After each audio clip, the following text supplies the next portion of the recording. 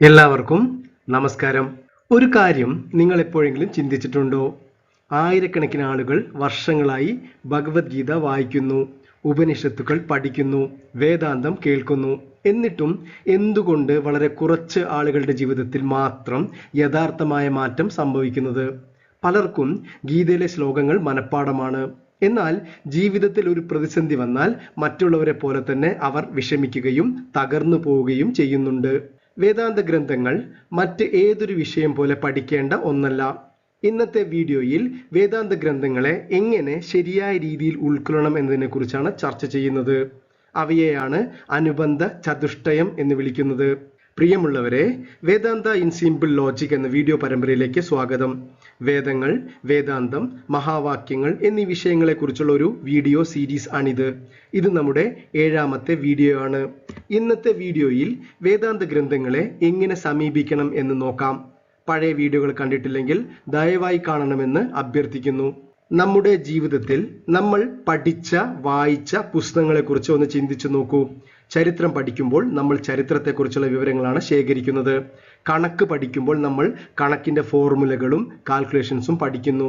അങ്ങനെ ഏത് പുസ്തകം പഠിക്കുമ്പോഴും നമ്മുടെ ലക്ഷ്യം ഒന്ന് തന്നെയാണ്: കൂടുതൽ വിവരങ്ങൾ ശേഖരിക്കുക, കൂടുതൽ അറിവ് നേടുക. സ്വാഭാവികമായും ഇതേ മനോഭാവത്തോടെയാണ് നമ്മൾ ഭഗവത്ഗീതയെയും ഉപനിഷത്തുക്കളെയും സമീപിക്കുന്നത്. ഒരു ഹിസ്റ്ററി ബുക്ക് പഠിച്ച പോലെയോ ഒരു ജോഗ്രഫി ബുക്ക് പഠിച്ച പോലെയോ നമ്മൾ ഭഗവത്ഗീതയെയും വേദാന്ത ഗ്രന്ഥങ്ങളെയും സമീപിക്കുന്നു. എന്നാൽ ഇവിടെയാണ് ആദ്യത്തെ തെറ്റ് സംഭവിക്കുന്നത്.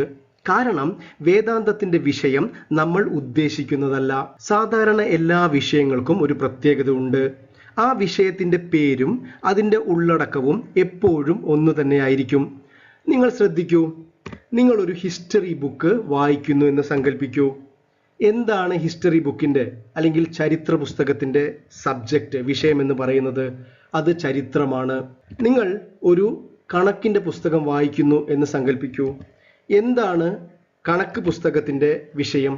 അത് കണക്കാണ്. ഫോർമുലകളും കാൽക്കുലേഷൻസും എല്ലാം ഉണ്ട്. മറ്റ് ഏത് പുസ്തകങ്ങളും ഇതുപോലെ തന്നെയാണ്. പ്രിയമുള്ളവരെ, ഇനി നിങ്ങൾ ഞാൻ പറയുന്നത് വളരെ ശ്രദ്ധിച്ച് മനസ്സിലാക്കണം. ഇതേപോലെ നിങ്ങൾ ഭഗവത്ഗീത പഠിക്കാനോ വായിക്കാനോ തീരുമാനിക്കുന്നു. നിങ്ങൾ ഇതുവരെ ജീവിതത്തിൽ പഠിച്ച അല്ലെങ്കിൽ വായിച്ച പുസ്തകങ്ങൾ എടുക്കുന്ന മനോഭാവത്തോടെ ഭഗവത്ഗീത എടുക്കുന്നു.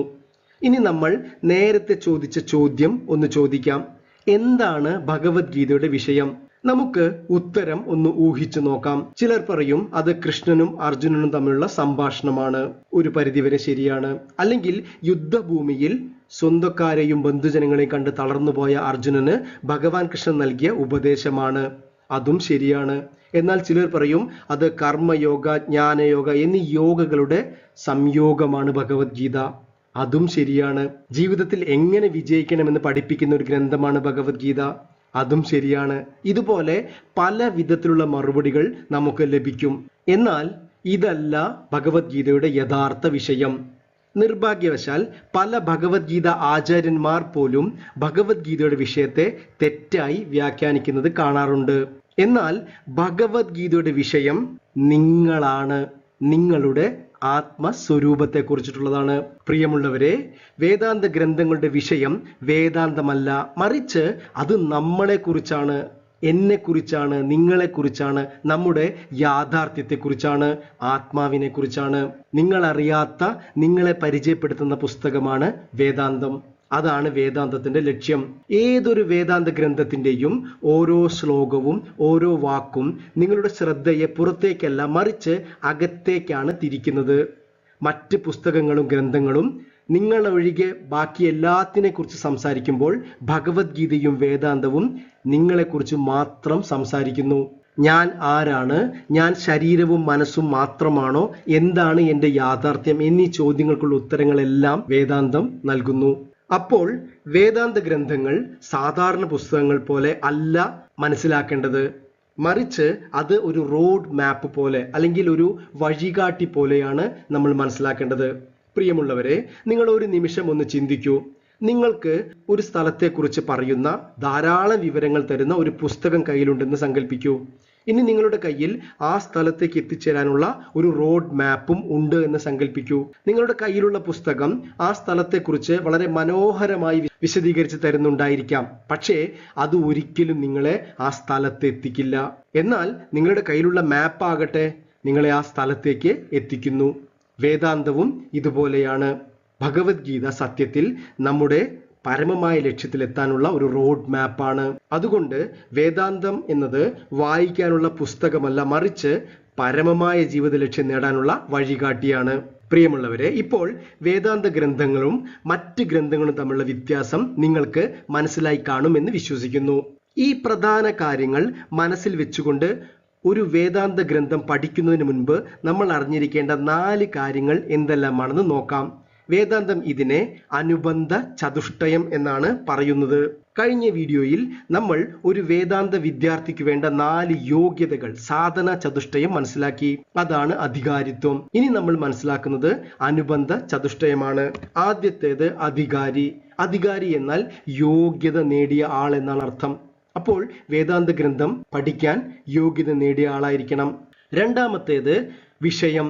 എന്താണ് ഗ്രന്ഥത്തിന്റെ വിഷയം? നമ്മൾ കണ്ടു എല്ലാ വേദാന്ത ഗ്രന്ഥങ്ങളുടെയും വിഷയം നമ്മളെക്കുറിച്ചാണ്. അടുത്തത് സംബന്ധം. ഇതിൽ ഈ ഗ്രന്ഥവും ഈ വിഷയവും തമ്മിലുള്ള സംബന്ധം, പഠിപ്പിക്കുന്ന ടീച്ചറും പഠിക്കുന്ന സ്റ്റുഡന്റും തമ്മിലുള്ള സംബന്ധം, അധികാരിയും വിഷയവും തമ്മിലുള്ള സംബന്ധം, എല്ലാത്തിനെ കുറിച്ചുള്ള സംബന്ധവുമാണ് ഇവിടെ പ്രതിപാദിക്കുന്നത്. അവസാനമായി പ്രയോജനം. പ്രയോജനം എന്നാൽ എന്തിനാണ് നമ്മൾ ഈ പുസ്തകം പഠിക്കുന്നത്, ഇതിന്റെ ആത്യന്തിക ലക്ഷ്യം എന്താണ്? പ്രിയമുള്ളവരെ, നിങ്ങൾ ഒരു നിമിഷം ചിന്തിക്കൂ. നമ്മുടെ ഋഷീശ്വരന്മാർ എത്ര വ്യക്തമായിട്ടാണ് ഒരു വേദാന്ത ഗ്രന്ഥത്തെ എങ്ങനെ സമീപിക്കണമെന്ന് പറഞ്ഞു തരുന്നത്. ഇനി നമുക്ക് ഇതിനെക്കുറിച്ച് വിശദമായി മനസ്സിലാക്കാം. ആദ്യത്തേത് അധികാരി. അധികാരി എന്താണെന്ന് കഴിഞ്ഞ വീഡിയോയിൽ നമ്മൾ വ്യക്തമായി മനസ്സിലാക്കിയിട്ടുണ്ട്. വേദാന്തം പഠിക്കാൻ യോഗ്യനായിട്ടുള്ള ആളാണ് അധികാരി. പക്ഷെ ഇവിടെ നമ്മൾ മനസ്സിലാക്കേണ്ട ഒരു പ്രധാനപ്പെട്ട കാര്യം, വേദാന്തം എന്നത് ജാതി, മത, വർണ്ണ, ലിംഗ ഭേദമന്യേ ആർക്കും പഠിക്കാം. പക്ഷേ യഥാർത്ഥ പ്രയോജനം കിട്ടണമെങ്കിൽ നമ്മൾ മാനസികമായിട്ട് കൂടി തയ്യാറെടുക്കണം. ആ തയ്യാറെടുപ്പിക്കലാണ് നമ്മൾ കഴിഞ്ഞ വീഡിയോയിൽ കണ്ട സാധന ചതുഷ്ടയം. ജീവിതത്തിൽ മോക്ഷം നേടണമെന്ന തീവ്രമായ ആഗ്രഹം നമുക്കുണ്ടാകണം.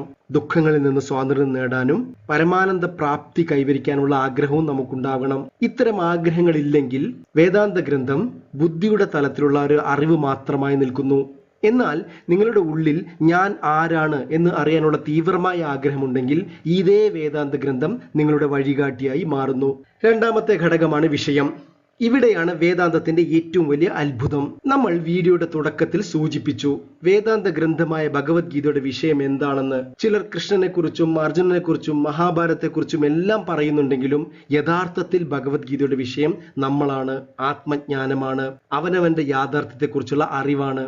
നിങ്ങൾക്കറിയാത്ത നിങ്ങളെ കാണിച്ചു തരുന്നതാണ് വേദാന്ത ഗ്രന്ഥത്തിന്റെ ലക്ഷ്യം. നിങ്ങൾ ഈ അനുബന്ധ ചതുഷ്ടയം മനസ്സിലാക്കി ഭഗവത്ഗീത പഠിക്കാൻ ആരംഭിക്കുമ്പോൾ ഈ ഒരു പുതിയ അറിവോടെ അല്ലെങ്കിൽ ഈ ഒരു പുതിയ മനോഭാവത്തോടെ നിങ്ങൾ സമീപിച്ചു നോക്കൂ. തീർച്ചയായും ഭഗവത്ഗീത നിങ്ങളുടെ ജീവിതത്തിൽ വിപ്ലവകരമായ മാറ്റങ്ങൾ കൊണ്ടുവരും. അടുത്തതാണ് സംബന്ധം.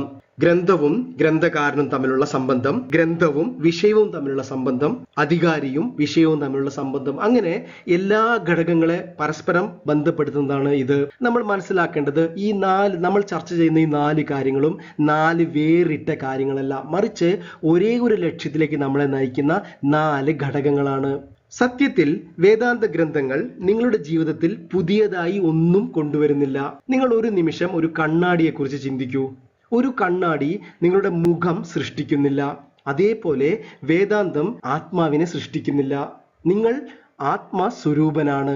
എന്നാൽ ആ സ്വരൂപത്തെ നിങ്ങൾക്ക് വ്യക്തമായി കാണിച്ചു തരുന്നു. അതാണ് സംബന്ധം കൊണ്ട് ഉദ്ദേശിക്കുന്നത്.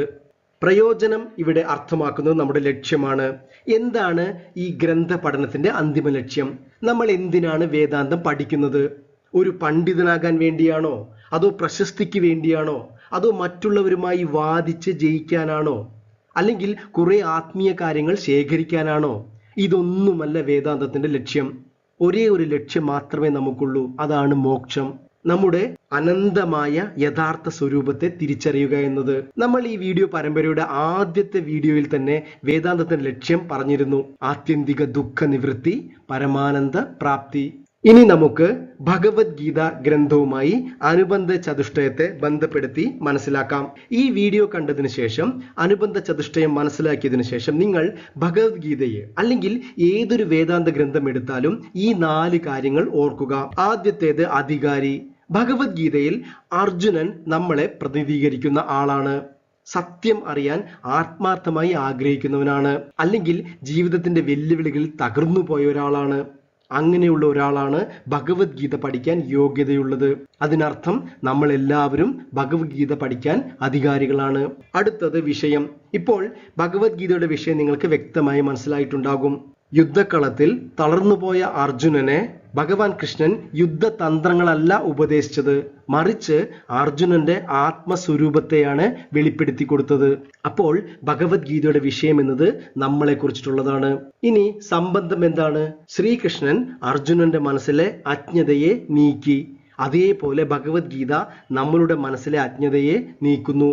എന്താണ് ഭഗവത്ഗീതയുടെ പ്രയോജനം? തീർച്ചയായും നമ്മുടെ പരമമായ ലക്ഷ്യമായ മോക്ഷം നേടാനാണ് ഭഗവത്ഗീത നമ്മളെ സഹായിക്കുന്നത്. സത്യത്തിൽ ഭഗവാൻ കൃഷ്ണൻ അർജുനനെ മുൻനിർത്തി മുഴുവൻ മനുഷ്യരാശിക്കും വേണ്ടി ഉപദേശിച്ചിട്ടുള്ളതാണ് ഭഗവത്ഗീത. പ്രിയമുള്ളവരെ, നമ്മൾ അനുബന്ധ ചതുഷ്ടയം എന്താണെന്ന് മനസ്സിലാക്കി. ഇനി നമ്മൾ വേദാന്തത്തിന്റെ വളരെ പ്രധാനപ്പെട്ട ഒരു വിഷയമാണ് നോക്കാൻ പോകുന്നത്. ഇന്നത്തെ കാലത്ത് ആത്മീയതയെക്കുറിച്ച് സംസാരിക്കുന്ന ആളുകളുടെ എണ്ണം വളരെ കൂടുതലാണ്.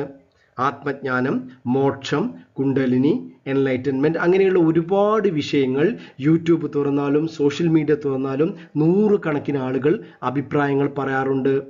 അപ്പോൾ ഒരു സാധാരണ അന്വേഷകന്റെ മനസ്സിൽ ഒരു ചോദ്യം ഉയരും. ഇതിൽ ഏതാണ് ശരി? ഞാൻ ആരെയാണ് വിശ്വസിക്കേണ്ടത്? വേദാന്ത ദർശനത്തിന് ഒരു വലിയ പ്രത്യേകതയുണ്ട്. ഈ പ്രശ്നങ്ങൾ മുൻകൂട്ടി കണ്ടിട്ടാവണം നമ്മുടെ ഋഷീശ്വരന്മാർ 3 ഘട്ടത്തിലുള്ള ഒരു സത്യപരിശോധന സംവിധാനം ഉണ്ടാക്കിയെടുത്തത്.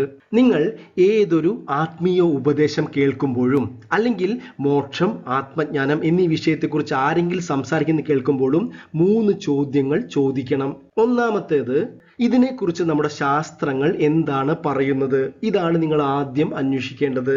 രണ്ടാമത്തേത്, ഈ പറയുന്ന കാര്യങ്ങൾ എൻ്റെ യുക്തിക്ക് നിരക്കുന്നതാണോ എന്ന് സ്വയം ചോദിക്കണം. മൂന്നാമത്തെ കാര്യം, ഇതെല്ലാം എൻ്റെ അനുഭവത്തിൽ എനിക്ക് കൊണ്ടുവരാൻ സാധിക്കുമോ? ഒരു സാധാരണക്കാരന്റെ അനുഭവത്തിൽ വരുന്ന കാര്യങ്ങളാണോ ഇത്? ഈ 3 ചെക്ക് പോയിന്റുകളെയാണ് ശ്രുതി, യുക്തി, അനുഭവം എന്ന് വേദാന്തത്തിൽ പറയുന്നത്. വേദാന്ത സത്യങ്ങളെ സംരക്ഷിക്കാനും അതിന്റെ ശുദ്ധത നിലനിർത്താനുമാണ് വേദാന്തം ഈ 3 ചെക്ക് പോയിന്റുകൾ ഉണ്ടാക്കിയത്. നിങ്ങൾ യൂട്യൂബിൽ മോക്ഷം എന്ന വിഷയത്തെക്കുറിച്ച് പരിശോധിക്കൂ. എത്രയോ പേർ, ചിലപ്പോൾ ചില ഗുരുക്കന്മാർ പോലും മോക്ഷം എന്നത് ഒരു അനുഭവമായി ചിത്രീകരിക്കാറുണ്ട്, ഒരു എക്സ്പീരിയൻസ് ആയി ചിത്രീകരിക്കുന്നത് കാണാം. അതേപോലെ ദൈവം എന്നതിനെ കുറിച്ച് ശരി തെറ്റുകളെ അടിസ്ഥാനമാക്കി വിധി കൽപ്പിക്കുന്ന ഒരു ന്യായാധിപനെ പോലെ ചിത്രീകരിക്കുന്നത് കാണാം. ഈശ്വര കോപം, ഈശ്വര ശാപം, അങ്ങനെ ഒരുപാട് കാര്യങ്ങൾ, പുനർജന്മത്തിലെ കഥകൾ, ഇതെല്ലാം നിങ്ങൾ കേൾക്കാം. ഇനി നിങ്ങൾ അതുപോലെയുള്ള കാര്യങ്ങൾ എന്തെങ്കിലും കേൾക്കുകയാണെങ്കിൽ ഈ 3 കാര്യങ്ങൾ നിങ്ങൾ ചെക്ക് ചെയ്യണം. ആദ്യത്തേത് ശ്രുതി. ഈ പറയുന്ന കാര്യങ്ങൾ ശ്രുതിയിൽ, അതായത് ഉപനിഷത്തുക്കളിലോ ഭഗവത്ഗീതയിലോ എവിടെയെങ്കിലും പറഞ്ഞിട്ടുണ്ടോ എന്ന് നിങ്ങൾ പരിശോധിക്കണം. ഒരുപക്ഷെ നിങ്ങൾ ചിന്തിക്കും, ഒരു സാധാരണക്കാരൻ എങ്ങനെ ഉപനിഷത്തിൽ പറഞ്ഞിട്ടുണ്ടോ അല്ലെങ്കിൽ ഭഗവത്ഗീതയിൽ പറഞ്ഞിട്ടുണ്ടോ എന്ന് മനസ്സിലാക്കും? അതുകൊണ്ടാണ് അടുത്ത പ്രധാനപ്പെട്ട പോയിന്റ് വേദാന്തം പറയുന്നത് യുക്തി. നിങ്ങളുടെ കോമൺ സെൻസ് അപ്ലൈ ചെയ്യാം, നിങ്ങൾക്ക് നിങ്ങളുടെ ലോജിക് അപ്ലൈ ചെയ്യാം. നിങ്ങളുടെ യുക്തിക്ക് നിരക്കുന്നതാണോ ഈ കേൾക്കുന്നത്? പ്രിയമുള്ളവരെ, യൂട്യൂബിൽ ഒരു പ്രശസ്തനായ സ്വാമി ഒരിക്കൽ പറയുന്നത് കേട്ടു, സൂര്യപ്രകാശത്തിൽ നിന്ന് ഗർഭം ധരിക്കാൻ സാധിക്കും. കാരണം മഹാഭാരതത്തിൽ കുന്തി സൂര്യനിൽ നിന്ന് ഗർഭം ധരിച്ചു, അതുകൊണ്ട് ഇത് സാധ്യമാണെന്ന്. ദയവായി ഇത്തരം പരാമർശങ്ങൾ കേൾക്കുമ്പോൾ നിങ്ങൾ നിങ്ങളുടെ സ്വന്തം യുക്തി ഉപയോഗിക്കൂ. അവസാനമായി അനുഭവം. നിങ്ങളുടെ അനുഭവത്തിൽ ഇത് കൊണ്ടുവരാൻ സാധിക്കുമോ? അല്ലെങ്കിൽ നിങ്ങളുടെ അനുഭവത്തിൽ ഉള്ളതാണോ? നിങ്ങൾ ഒരു നിമിഷം ചിന്തിക്കൂ.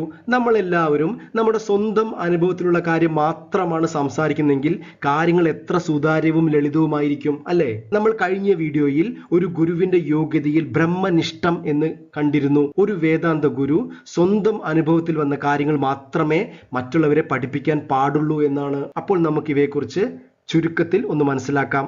നിങ്ങൾ കേൾക്കുന്ന ഏതൊരു ആത്മീയ ഉപദേശത്തോടും ആദ്യം ചോദിക്കേണ്ടത് എന്തിന്റെ അടിസ്ഥാനത്തിലാണ് ഇദ്ദേഹം ഈ ഉപദേശങ്ങൾ പറയുന്നത്. ഇതിന് ഉപനിഷത്തിന്റെ പിന്തുണയുണ്ടോ, ഭഗവത്ഗീതയുടെ പിന്തുണയുണ്ടോ, അല്ലെങ്കിൽ ഏതെങ്കിലും ആത്മീയ ആചാര്യന്മാർ ഇതിനെക്കുറിച്ച് പറഞ്ഞിട്ടുണ്ടോ? ഇതൊന്നുമില്ലെങ്കിൽ ഈ പറയുന്നത് ആ വ്യക്തിയുടെ വ്യക്തിപരമായ അനുഭവമോ ഭാവനയോ ആയിരിക്കാം, അല്ലെങ്കിൽ തെറ്റിദ്ധരിപ്പിക്കാൻ വേണ്ടി, പ്രശസ്തിക്ക് വേണ്ടി പറയുന്നതായിരിക്കാം. അതുകൊണ്ട് ആദ്യത്തെ പരിശോധന നിങ്ങൾ ആ ലെവലിൽ നടത്തണം. രണ്ടാമത്തെ വളരെ പ്രധാനപ്പെട്ടതാണ് യുക്തി. നിങ്ങൾ സ്വയം ചോദിക്കൂ, ഇത് യുക്തിസഹമാണോ? വേദാന്തം പറയുന്നത് ഞാൻ ശരീരമല്ല, ഞാൻ മനസ്സല്ല, ഞാൻ അതിനെ അറിയുന്ന ബോധമാണ് അല്ലെങ്കിൽ കോൺഷ്യസ്നസ് ആണ് എന്ന് പറയുന്നു. നിങ്ങൾ സ്വയം പരിശോധിക്കൂ, അല്ലെങ്കിൽ ചോദ്യങ്ങൾ ചോദിക്കൂ. ഞാൻ എൻ്റെ ശരീരത്തെ അറിയുന്നുണ്ടോ? ഞാൻ എൻ്റെ മനസ്സിനെ അറിയുന്നുണ്ടോ? നിങ്ങൾ സ്വയം യുക്തിപരമായി ചിന്തിക്കൂ. യുക്തിയെക്കുറിച്ച് പറയുമ്പോൾ ഒരു ഉപനിഷത്തിലെ സംഭവമാണ് ഇവിടെ ഓർമ്മ വരുന്നത്. തത്വമസി എന്ന് ഗുരു ഉപദേശിച്ചപ്പോൾ അത് ശിഷ്യന് ആദ്യം മനസ്സിലായില്ല. ശിഷ്യൻ 9 തവണ അതിനെക്കുറിച്ച് സംശയങ്ങൾ ഉന്നയിച്ചു. 9 തവണയും ഗുരു തത്വമസി എന്ന തത്വം ശിഷ്യന് പറഞ്ഞു കൊടുത്തു. അവസാനം 10ാമത്തെ തവണ ആവർത്തിച്ചപ്പോഴാണ് ശിഷ്യൻ അത് മനസ്സിലായത്. അതേപോലെ ഓരോ കാര്യങ്ങളിലും നിങ്ങൾ സംശയങ്ങൾ ചോദിച്ചുകൊണ്ടേയിരിക്കണം, ചോദ്യങ്ങൾ ചോദിച്ചുകൊണ്ടേയിരിക്കണം. എന്നാൽ മാത്രമേ ഇത് നിങ്ങളുടെ അനുഭവത്തിന്റെ തലത്തിൽ എത്തിക്കാൻ സാധിക്കുകയുള്ളൂ. അനുഭവം നമ്മുടെ നേരിട്ടുള്ള തിരിച്ചറിവാണിത്. പ്രിയമുള്ളവരെ, ഇവിടെ അനുഭവം എന്ന് പറയുന്നത് പ്രകാശം കാണുക അല്ലെങ്കിൽ ഷോക്ക് അടിക്കുന്നത് പോലെയുള്ള അതുപോലെയുള്ള അനുഭവങ്ങളല്ല, മറിച്ച് നമ്മുടെ ഉത്തമ ബോധ്യമാണിത്, നമ്മുടെ തിരിച്ചറിവാണ് ഇവിടെ ഉദ്ദേശിക്കുന്നത്. അപ്പോൾ ഈ പറയുന്ന സത്യങ്ങൾ നമ്മുടെ തിരിച്ചറിവ് അല്ലെങ്കിൽ നമ്മുടെ ബോധ്യത്തിൽ വരുന്നുണ്ടോ എന്ന് നമ്മൾ മനസ്സിലാക്കണം. ഇനി സാധാരണ ഈ ശ്രുതി, യുക്തി, അനുഭവം എന്നതിനെ കുറിച്ച് ശങ്കരാചാര്യരുടെ വളരെ ധീരമായ ഒരു പ്രസ്താവനയുണ്ട്, എ ബോൾഡ് സ്റ്റേറ്റ്മെന്റ്. ശങ്കരാചാര്യർ ഒരിക്കൽ പറഞ്ഞു, 100 വേദങ്ങൾ നിങ്ങളോട് തീയ് തണുപ്പാണ് എന്ന് പറഞ്ഞാൽ നിങ്ങൾ ആ 100 വേദങ്ങളെയും നിരസിക്കണം. നിങ്ങൾ നിങ്ങളുടെ യുക്തിയും നിങ്ങളുടെ അനുഭവവും മാത്രം ആശ്രയിക്കൂ. നിങ്ങളുടെ യുക്തി എന്താണ് പറയുന്നത്? തീ എന്നത് തണുപ്പാണെന്നാണോ? എന്നാൽ നിങ്ങളുടെ അനുഭവം എന്താണ് കാണിക്കുന്നത്? തീ എന്നാൽ തണുപ്പ് എന്നാണോ? തീർച്ചയായും അല്ല. ചില മതഗ്രന്ഥങ്ങൾ വിശ്വാസത്തിന്റെ പേരിൽ അവിശ്വാസികളെ ഇല്ലാതാക്കണം എന്ന് പറയുമ്പോൾ അത് യുക്തിപരമായി ശരിയാണോ എന്ന് നമ്മൾ പരിശോധിക്കണം. അപ്പോൾ ഗ്രന്ഥങ്ങൾ പറയുന്നതിനേക്കാൾ കൂടുതൽ നമ്മളുടെ യുക്തിയും നമ്മളുടെ അനുഭവത്തിനും വേദാന്തം പ്രാധാന്യം നൽകുന്നു. വേദാന്തത്തിന്റെ എല്ലാ സത്യങ്ങളും നിങ്ങൾക്ക് ഈ 3 ചെക്ക് പോയിന്റിലൂടെ പരിശോധിച്ച് ഉറപ്പുവരുത്താൻ സാധിക്കും. ഇത് 3നും ഉറപ്പുവരുത്താൻ കഴിയാത്ത ഒന്നും വേദാന്തം പറയാറില്ല. പ്രിയമുള്ളവരെ, നമ്മൾ ഈ വീഡിയോ അവസാനിപ്പിക്കാൻ പോവുകയാണ്. അപ്പോൾ വേദാന്തം എങ്ങനെ പഠിക്കണം എന്ന് നമ്മൾ മനസ്സിലാക്കി. ഒരു ചരിത്ര പുസ്തകം പഠിക്കുന്നത് പോലെയല്ല വേദാന്തം പഠിക്കേണ്ടത്. മറ്റ് വിഷയങ്ങൾ പഠിക്കുന്നത് പോലെയുമല്ല വേദാന്തം പഠിക്കേണ്ടത്. മറിച്ച് റോഡ് മാപ്പ് എങ്ങനെയാണോ നോക്കേണ്ടത് അതുപോലെയാണ് വേദാന്തം പഠിക്കേണ്ടത്. അജ്ഞാനത്തിൽ നിന്ന് ജ്ഞാനത്തിലേക്കുള്ള നമ്മുടെ യാത്രയെ നയിക്കുന്നതാണ് വേദാന്തം. ഇനി നമ്മൾ വേദാന്തത്തിന്റെ 3 ചെക്ക് പോയിന്റുകളും മനസ്സിലാക്കി. ഏതൊരു ആത്മീയ ഉപദേശവും നിങ്ങൾ ഈ 3 കാര്യങ്ങളിലൂടെ പരിശോധിച്ച് മാത്രം ഉറപ്പിക്കണം. അപ്പോൾ വേദങ്ങൾ വെറും വായിക്കാനുള്ള പുസ്തകങ്ങളല്ല, മറിച്ച് നിങ്ങളെ മോക്ഷത്തിലേക്ക് നയിക്കുന്ന വഴികാട്ടികളാണ്. തെറ്റായ നിങ്ങളിൽ നിന്ന് ശരിയായ നിങ്ങളിലേക്ക് എത്തിക്കുന്ന വഴികാട്ടി. ഈ വീഡിയോ കണ്ടതിന് ഒരുപാട് നന്ദി. ചാനൽ സബ്സ്ക്രൈബ് ചെയ്യണമെന്ന് അഭ്യർത്ഥിക്കുന്നു. അടുത്ത വീഡിയോയിൽ വീണ്ടും കാണാം. നന്ദി, നമസ്കാരം.